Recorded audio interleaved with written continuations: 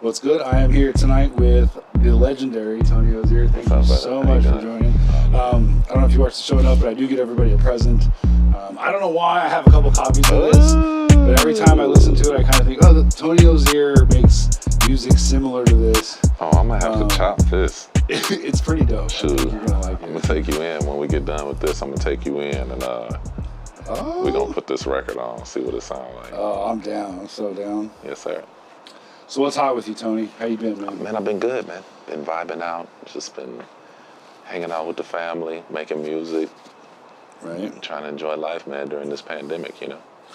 Has the pandemic been good for you in a way? Or? Man,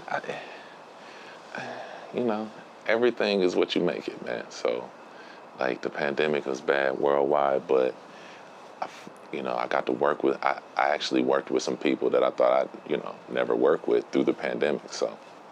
Who were some of those people you got to work with? I got to work with this cat. His name is Kenneth Crouch, man. Okay. And Kenny did, like, brandy stuff, like old brandy, like first brandy kind of stuff, and I met him online, and we vibed out, and then next thing I know, I'm on like FaceTime with him, and he's playing keys on "What Is Love" with Rain Ezra. So, what? So wow. I don't know if that would have happened without a pandemic, Was that just like just send a message and kind of hope for the best kind of thing? Nah, man, it was like we met online on Instagram, on an Instagram Live. And then I hit him up one day, and he knew some of my people, and we connected, and it was, and it was, and that's then you what drug it was. Rain into it with and you. then Rain was already in it. She was already there. So, but yeah, man, he did that. Man, it's been, I got to take some classes, do some studying, like learn some more, like, I'm always like trying to get better. And so. You were talking just shortly before we started the conversation, or you were talking about some of the new stuff you were working on and some of the pop music that you kind of... Yeah, man, I've been so when the pandemic started, when the pandemic started, I was in the middle of dropping like 20 for 20. So I was dropping 20 joints in 20 weeks at the time. And so then the pandemic, I was like, week 4, pandemic happened. And I was like, damn, I got like, 16 more weeks, but worked it out, went through the pandemic, dropped that, and then I started taking this class and for production. And people were like, oh, you taking a production class? And I'm like, hell yeah, because there's a lot I don't know that I'm trying to still learn, So, and it's been good. I've learned a lot, man. The Billboard 500, shout out to the Billboard 500 Club. It's a Facebook group. Dope. A lot of dope people in there. Is that like a producers group? Man, it's like kind of an exclusive group of writers and producers who are just, striving to make, hits. Period. Is that something, have you been intimidated in that group? Are there people in the group? Oh yeah, it's very intimidating. The group is very intimidating. Yes, it is. But when you're learning, when there's stuff you don't know, then there's stuff you don't know. So when you're learning, you can't be worried about being intimidated. Yeah.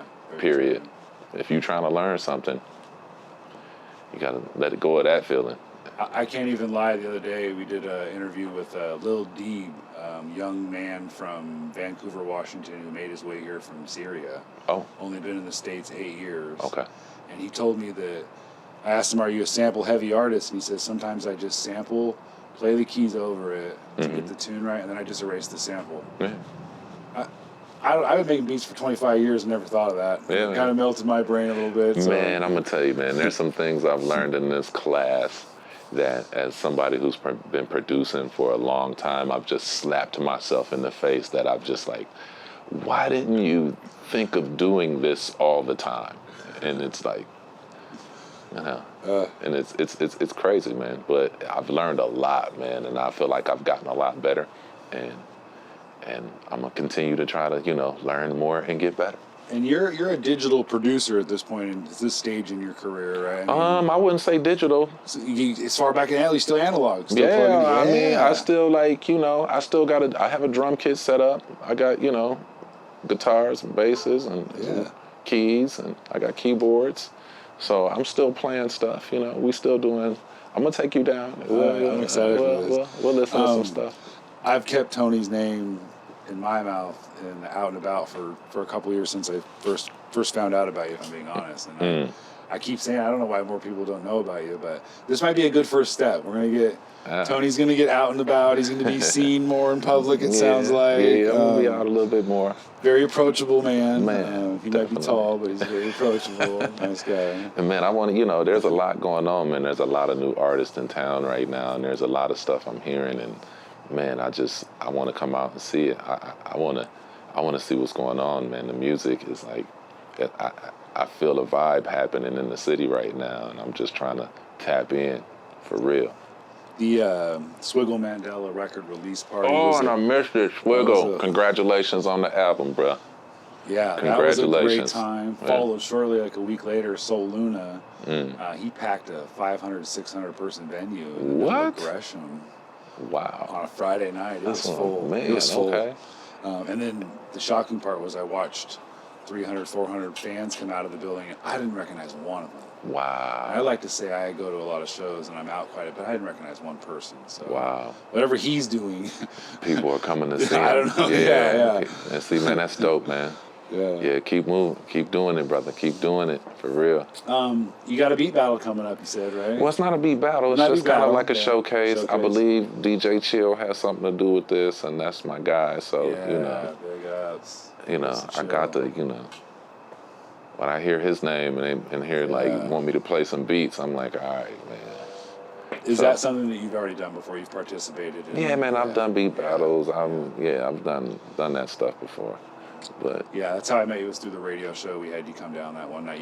He plugged in 2 or 3 random instruments that he brought with him and just rocked the whole 30-minute set live. Oh man, that was fun, man. That was really, really fun. I can't front. I can't lie, I was a little starstruck watching you. I'm like, man, this is nuts. This guy's down here just going to ham. And live. And all of that stuff is unreleased stuff too. Oh wow! Like I was doing I was kind of like trying some tunes out with you guys. For real, man, I was trying some vibes out. Yeah, man. But that was fun though. It was fun. Those are fun. Yeah, that was fun. Indeed. Have you had a chance during the quarantine to? I know you've been working on music. Have you had a chance to release some music that's done any kind of good numbers or anything? Or I've got a couple of. I had a there's a documentary that just dropped called Tulsa Burning. Tulsa Burning. Yeah, on the History Channel. History Channel. Okay. Yeah. All And right. I think it's on Netflix and Hulu and all of that right now too. And I have a song in that. Yeah. Oh really? Yeah, I have a song in that. How'd you get that opportunity? Man, it just man, I'm like a good friend of mine, an artist that I work with, does a whole lot of different things, and something came across the table, and she hit me up, and I had something for it already, a tune I did with Rashid Jamal, and it worked. Wow. Yeah, so. Will they sign you some little digital paperwork to sign? Oh man, of course, you had to. Man, I don't even want to go through what I had to go through. To do, it was a mission, guys. It was, oh my goodness. I always hear about the back end of all these great stories is what everybody hates the most. Man, bruh, I must have done 11 different versions. Their request? Yes. Wow. Yeah. These endorsement deals that people talk about on YouTube, they all say the same thing. They're cool until you have to do them. Man, bruh, it was a mission. But like that's the one thing about like taking those classes I've been taking, like I was kind of like, okay. And I was able to kind of maneuver and hear what they were saying and adjust and make different versions until we got what we wanted. And then, then you get the one that you get the call like, oh, that's it. And you're like, psh, close. Yeah. Having gone through that process now, do you feel like this is something you may have possibly should have taken advantage of prior? I mean, like earlier in your career, I know that it's different now with the internet, and we started kind of before that, I guess. So yeah, we did. We started before the internet for sure. Yeah, man, I think sync is something that all artists should try to get involved in, man, if you can. Like, it's a way to make, it's a way, like, if you can figure out a way to do it, it's a way to, you know, make money and not be worried about, how many albums you're selling or how many people show up to the show, you know what I mean? What did that feel like the first day you opened the mailbox and had a little check in there for Mr. Ozier? Oh, man, it's like, man, it was cool, man. Like, you don't, nowadays it's all direct deposit. So, you just look up and like, whoa, what's this? So, oh yeah, man, it's cool, man. And I think a lot of artists like need to like take care of like business stuff, publishing things, take care of the different parts of. Did that take you a while to learn? I mean, was that something that you just caught on right away, or? Man, I've been kind of fortunate as I've been maneuvering through this music thing. You know what I mean? Yeah.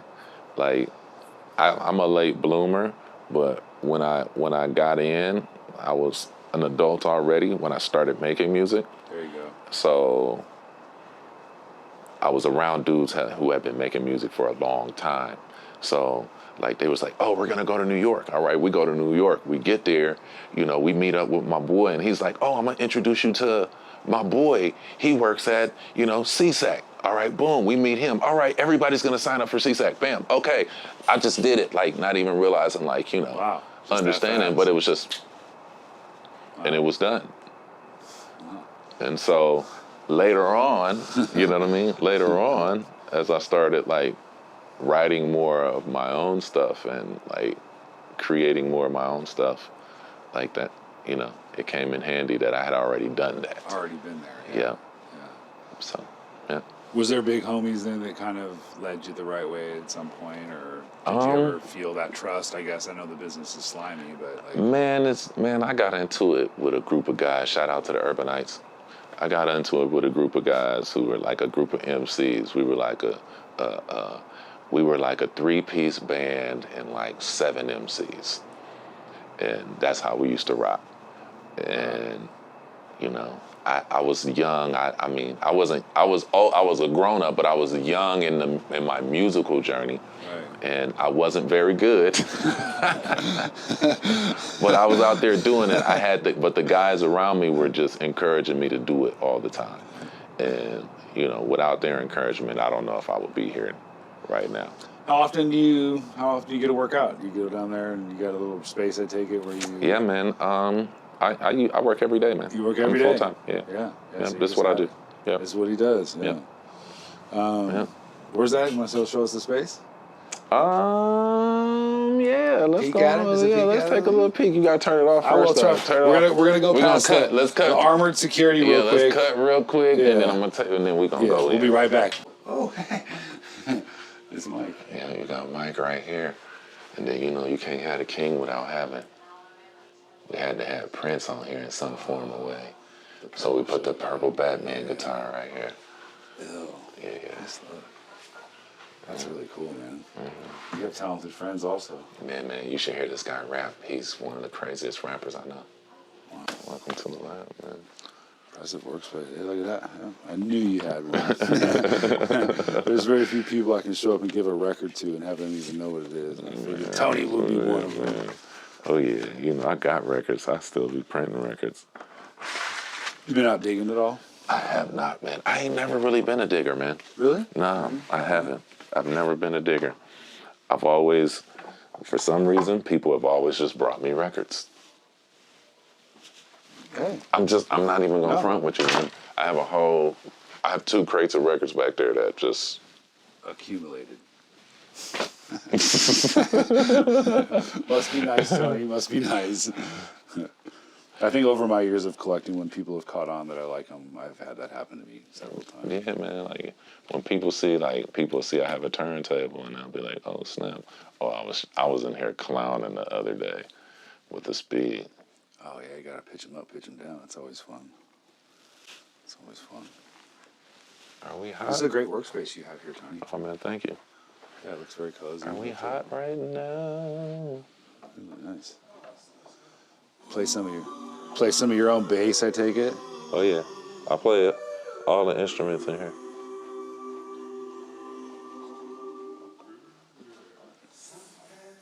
I don't play them all well, but Yeah. I asked that at one of the other producers I talked to the other day. You have an understanding of music now. You know your keys and A's and B's. And is that something that you didn't know at one time? I played in a marching band in high school. So you do. I Have was a some percussionist. musical education. So, like, you know, and in percussion, you have to read bass and treble clef. So, yeah. So you got to read bass and treble clef. So I'm familiar. I don't read music, so like I can't like go, hey, this chord is this, and this is this chord, and this is this chord. But I can look at the piano and go, oh, that's a C. You know, that's a D. I know the notes of the piano. Right. Yeah. Do you have a favorite piece of equipment that you like to use? Ooh, this. This you know that one. I was gonna say, you know that one, right? Yeah, I do know this one. Yeah, I know this one. Oh, a very Man, I like the Novation, Ultra Nova. Oh, hey, I just heard about those. Yep, Yes. I love that thing. I like. I've always had a motif. Oh, beautiful. Always. Beautiful. And then love the Rhodes. I love all the instruments, man. I love them all. I love this frog right here. Oh yeah, those are fun. We had one of those. Tim has one of those down in the basement there. Yeah. Cable. Yeah. I love this frog right here. I saw on your credits in one of the videos I watched today. It said all other instruments. Tony Ozier. Yeah. Yeah. That's dope. Yeah. So I got the drums in there too. If you look over it. Oh, we got a drum set in there too. Yeah. You're fluent in that too. I'm all right. You all right? Yeah. I mean, I was a percussionist in a marching band, so play a little drums. Okay, so what aren't you good at, Tony? I'm not good at any of these. I just play them. I'm not good at any of them.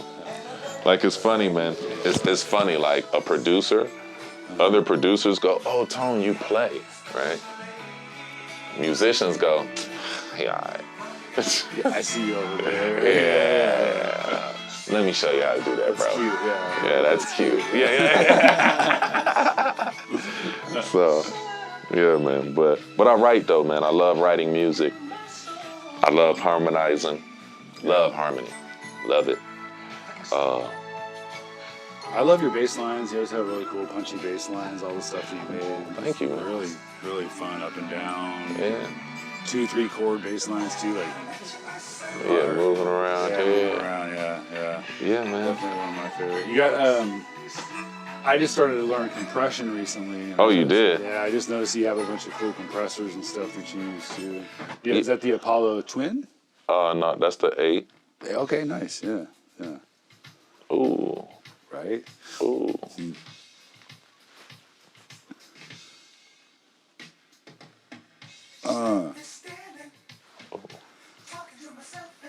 That breaks pretty dope. Yeah, I heard it. Yeah, I was like, What were some of your first pieces of equipment that you ever had? Man, I had, okay, so I learned from other people's equipment. Like, so the first keyboard I had a Yamaha CS1X. It was just a keyboard, blue keyboard synthesizer, and I messed with that for a minute, for a long time, but then the homie had an ASR-10. Oh. And so that's where all of the magic got made. Programming, we figured out how to, you could program. Yeah, we figured out how to MIDI the CS1X up to the ASR-10. You can only use one channel from the CS1X stuff. Okay. But then we can make, the ASR-10, you know what I mean? ASR-10. So the first thing I ever made beats on was an ASR-10. Wow. Yeah. And those are still being used today. Yeah, there's a lot of people use them right now. Yeah. But then I had a Yamaha RM1X for a long time. It's a little blue box. And I can't front, I made a lot of money off of that thing. Was that like a pad sequencer? Is that what that was? Nah, man, it was a workstation. It was a Yamaha workstation, but it was It was a blue box, man, and it had like the little keyboards on it, right? Oh, I know what you're talking about. But I used to MIDI it to my keyboard, and I used to program in it. And I made a lot of stuff off of that. Wow. A lot of stuff. And then my next piece was the motif from there. Yeah, classic piece there. Yeah, and then I had the motif for years, and I had the motif all the way till we transitioned from workstations to computers. Digital DAWs, and yeah. And so now, you know. That was a learning curve for me. I don't know about you, but the digital DAW. Nah, man, I went to school for engineering. Oh. Yeah, I'm a Full Sail grad. Oh, wow. Yeah. Oh, you went to Full Sail Academy? Yeah, I went to Full Sail. Oh, hell yeah. Yeah. Oh, I'm like even more envious now. Yeah. Damn, this I'm guy, a Full why Sail you grad. just like, you're doing all kinds of cool shit, man. Yeah. Well, man, I remember there was this point where, like, that first band I was telling you about, man, we went over to Tokyo, man, and toured, right? And we went over there, and I'll never forget, like, we were in a rush trying to record the record before we got to Tokyo. We recorded it on a digital 4-track. Tascam digital 4-track. Tascam digital 4-track. The mini disc, right? Yep. But I ain't gonna front, that shit sounded like garbage. Trash. Right? It is. Sounded trash, because we was doing live music, right? So we was doing like live drums, live bass. One microphone for all of that shit. You know what I'm saying? But when we performed, we was smashing shows. Our show was crushing. Portland here before we take off. Special shout outs are on the way. Man, special shout out. I want everybody to get ready. We got the Portland Black Music Expo coming in October, man. So I want y'all to stay up and stay online, stay on Instagram, stay on Facebook, follow us. Follow Portland Black Music Expo on Instagram. I'll add that link below. You know what I'm saying? And you can follow me on Instagram, Tony Ozier. We're at that link below. And I'll see y'all in the streets. Hey, I thank you so much for your time, Tony. Big fan. I can't tell you how awesome this is. No doubt, man. Thanks for coming over, man. I appreciate it. Called the man on short notice. He said, come over. I came over. This is how we do it. So yeah, for real. Appreciate you, friend. Yes, sir, brother. Cheers. Yeah.